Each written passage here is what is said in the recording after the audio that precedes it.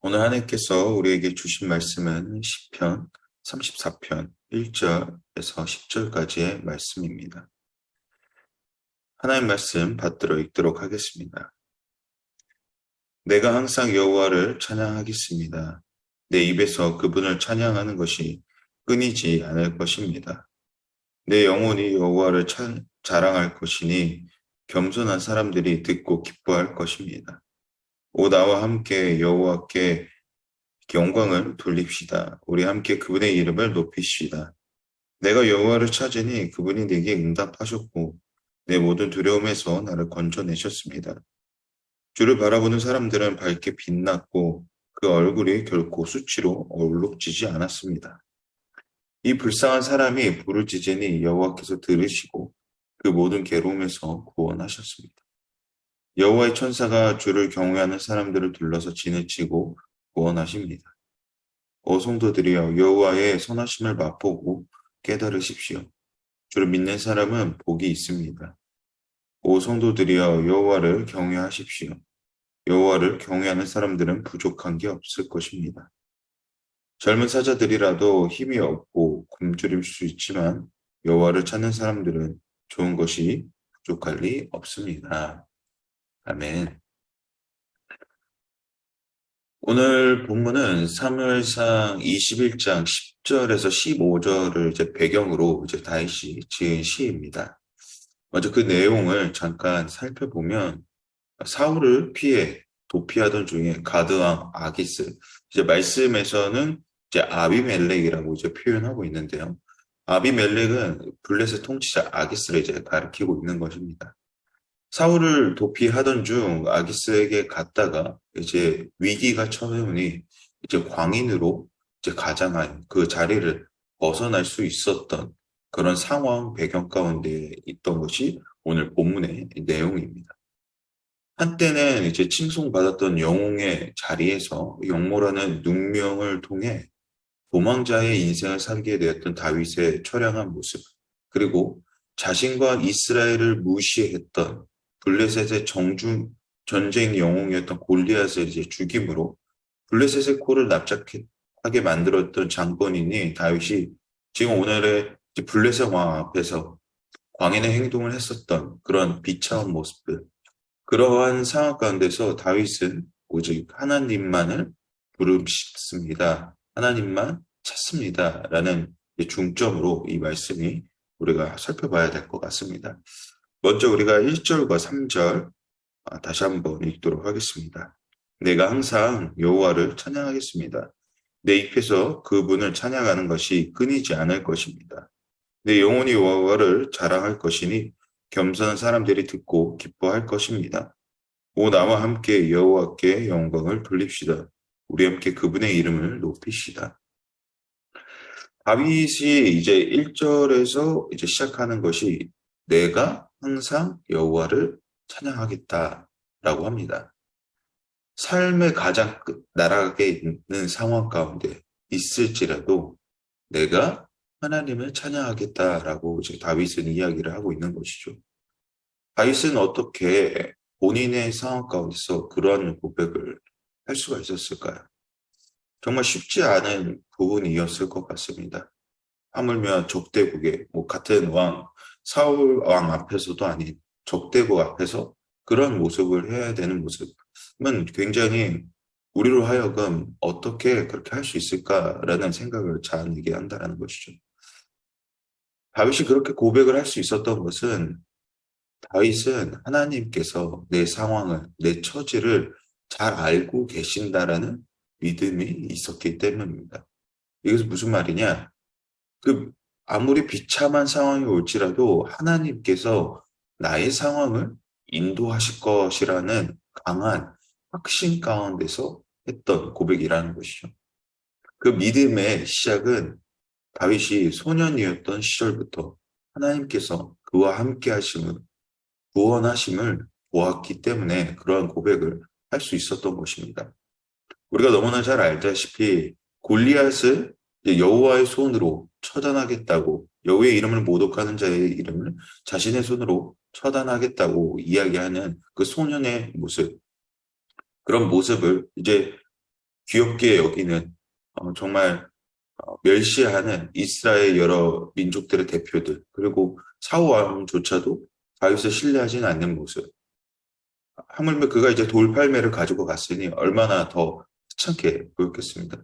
그러나 그가 다윗이 골리앗을 물리치려고 했던 그런 이유들 중에 가장 중요한 초점은 그가 하나님의 이름을 모욕했다라는 그런 초점이 있었다는 거죠. 그러나 그 관점이 생긴 것은 그가 하나님 앞에 정말 신실한 모습이 어렸을 때부터 하나님과 동행했던 그 모습이 어떻게 하나님의 그 전지전능하신 본 사람에게서 왜 하나님을 이렇게 무시하는가? 그가 어떻게 그렇게 할 수 있는가라는 어떤 분노에 가득 찬 마음 가운데서 하나님의 일하심을 또 이렇게 보여줬던 그런 사건이었다는 거죠. 그것은 하나님께서 나와 함께 하셨다는 그런 강한 확신 가운데서 그가 행동할 수 있었던 것을 이제 또 보게 되었습니다. 또한 사울이 이제 여러 번 이제 그를 죽이려고 했을 때 하나님께서 이제 피난처가 되신다는 것. 하나님의 도우심을 통해 이와 같은 고백이 그의 인생을 통하여 깊게 경험되었기 때문에 정말 주님이 나와 함께 하신다라는 것을 믿었기에 오늘 본문과 같이 내가 항상 여호와를 찬양하겠습니다라는 고백을 할 수 있었던 것이죠. 우리의 삶의 가장 위기 속에 어떠한 기도를 하고 계십니까? 기도하기를 하나님 나를 도와주시고 하나님 이렇게 하시고 하나님 이렇게 해 주십시오라는 강구적 고백을 하고 있는 것은 아닌지요. 반면 오늘 다윗은 위기의 상황 가운데 하나님 이렇게 해 주십시오라고 하는 것이 아닌 내가 하나님을 찬양하겠습니다라고 합니다. 그리고 그 하나님을 찬양하기를 쉬지 않겠다라고 합니다. 다윗이 이러한 고백을 할 수 있었던 것은 다윗의 삶 속에서 하나님께서 정말 그렇게 하지 않으실 것이다. 하나님께서 내 상황을 이미 이해하신다라는 깊은 하나님을 향한 이해가 있었기 때문에 하나님을 향한 전적인 신뢰가 있었기 때문에 그런 고백을 할 수 있었다라는 것입니다. 하나님을 찬양하겠다라고 이야기를 하는데 찬양은 히브리어로 야다라고 합니다. 야다는 손을 내민다라는 뜻인데 넓은 의미로는 하나님께 영광을 올리다라는 것과 좁은 의미로는 하나님께 올리는 노래나 음악을 하는 것을 말합니다. 다시 말해 손을 내미는 것은 내가 하나님께 손을 내미는 것이 아니라 하나님께서 나에게 손을 내밀어 주신다라는 것이죠. 즉 찬양의 목적이 하나님의 영광을 올려드릴 때 하나님께서 나에게 손을 내밀어 주신다라는 것입니다. 그러므로 우리의 목적이 간구가 아닌 우리의 소원을 하나님께 이야기하는 것이 아닌 하나님의 이름을 높여드리는 데서 시작해야 함을 우리가 알아야 할 것 같습니다. 요즘 이제 젊은 친구들의 찬양을 보게 되면 과거에 우리가 많이 불러줬던 찬양들과 비교하면 보다 자신의 고백적 내용들이 중심에 이루는 것을 좀 볼 수가 있습니다. 하나님께 자신의 상황을, 자신의 어려운 처지를 알아달라는 것이죠. 사실 젊은 시절에 어렵지 않은 인생이 어디 있겠습니까?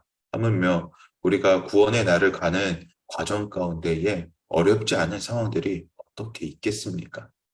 그런 이제 젊은 세대들의 여러 가지 찬양의 모습을 보면 그 찬양의 목적은 무엇인가라는 고민을 하게 될 때가 있습니다. 오늘 방금 보다시피 찬양의 목적은 무엇입니까? 하나님의 이름을 높여드린다는 것입니다. 찬양의 목적이 나라는 주체가 아닌 하나님의 이름을 높여드릴 때에 주어지는 하나님의 통치하심이라는 것이죠. 내가 중심이 되는 것이 아니라 하나님의 이름을 우리가 높여드렸을 때 하나님의 통치하심을 우리가 자랑하는 것이 우리의 찬양의 첫 번째 목표가 되어야 된다는 것입니다. 즉 찬양이라는 단어를 잘 이해했다라는 것은 하나님만을 높여드렸을 때 우리 아버지 되신 하나님께서 우리의 상황과 처지 가운데에 손을 내미신다라는 것입니다. 다시 말해 나의 기도가 강구가 아닌 하나님의 통치하심을 자랑하였을 때 하나님께서 이 땅을 주관하시는 진정한 우리의 구원자 되심을 우리가 선포할 때 우리의 상황을 비참함을 하시는 주님께서 해결하신다라는 것입니다. 이것이 믿는 자의 행동이라는 것입니다. 나의 뜻보다 하나님의 뜻을 구하고 하나님의 이름을 높여 들었을 때 말입니다. 그래서 제가 종종 기도에 이런 표현들을 사용하는 것 같습니다. 하나님의 말씀보다 앞서지 않게 하나님 인도하여 주시옵소서. 이것이 정말 하나님을 믿는 자의 고백이지 않습니까?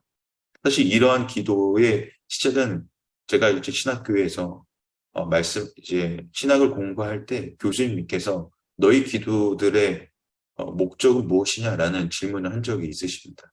너는 정말 하나님의 영광을 위하여 기도하는 것인가? 아니면 그냥 너의 시시때때에 변하는 너의 감정에 따라서 하나님께 기도하는 것인가?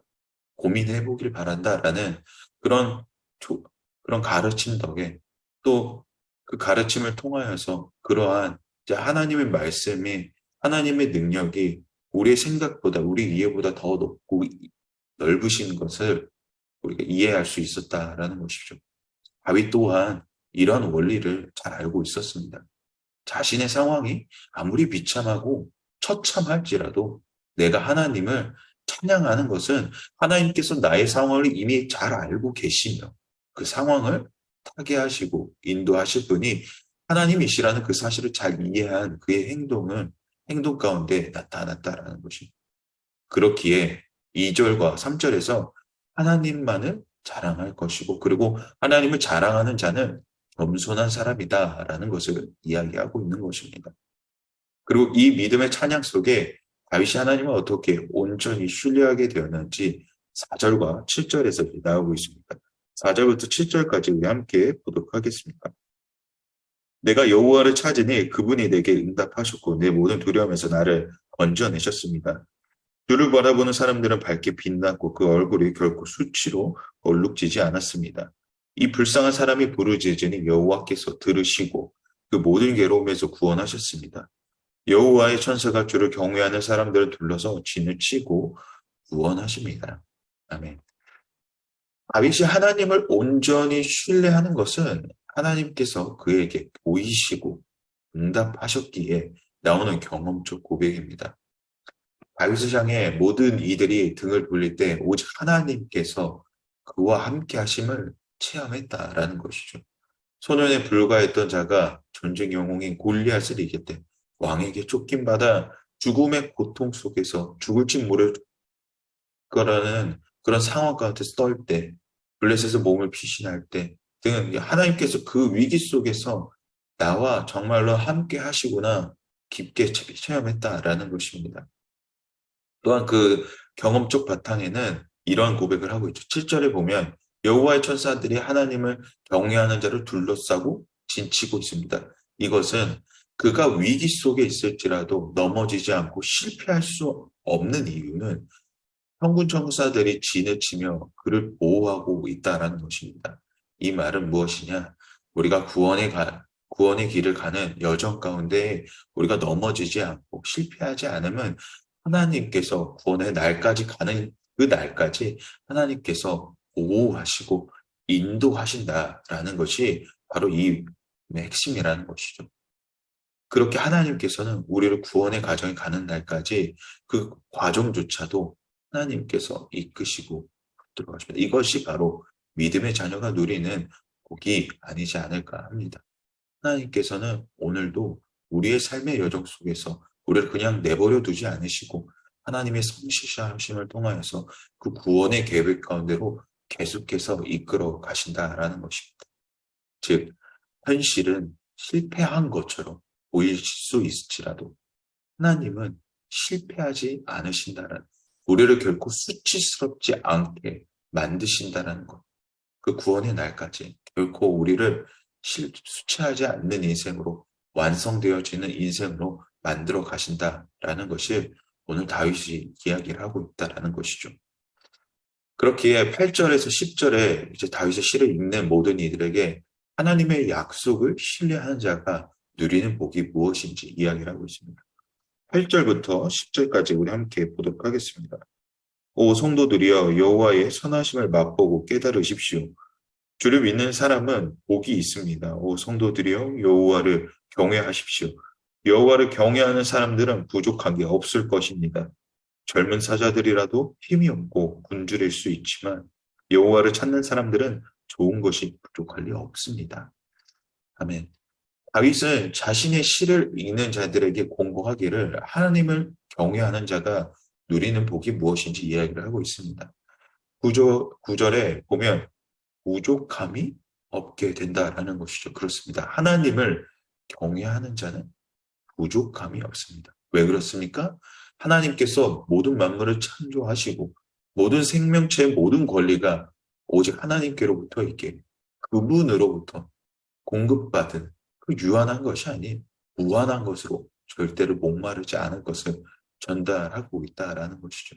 그래서 우리가 우리의 상황에 대한 어떤 고백조차 안 나왔을 때 그저 하나님, 하나님, 그냥 하나님 아니면 그저 십자가를 그냥 생각만 하고 나만 보고 있을 때 그저 눈물만 나오는 것은 하나님께서 우리를 위로하신다라는 것은 그 영적인 위로가 우리 안에 체험된다라는 것이죠.